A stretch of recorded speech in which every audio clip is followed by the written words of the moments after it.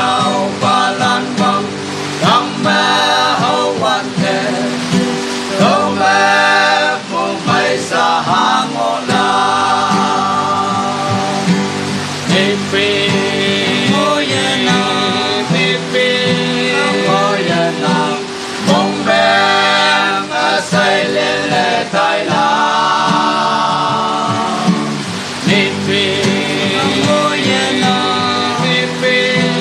ngô ye na quang ta mẹ sa phu ye nam na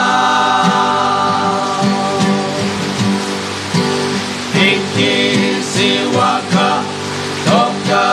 wanila Tume di akim ye nam la Tume chi su phai Đâu trên thế ngộ la Tume mong men hằng hồ ye nam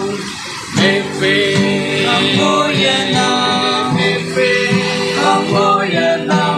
mong men say lên tai la Mi phi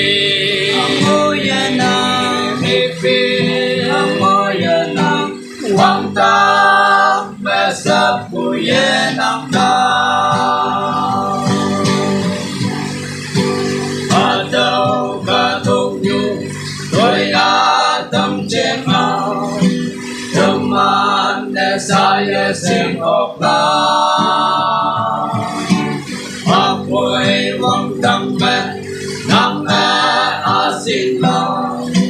cả tổ tôi lan mà e tai la Mi phi ngô ye nam Mi phi ngô ye nam mong mẹ say lên tai la Mi phi ngô ye nam Mi phi ngô ye nam quang ta mẹ sa phu ye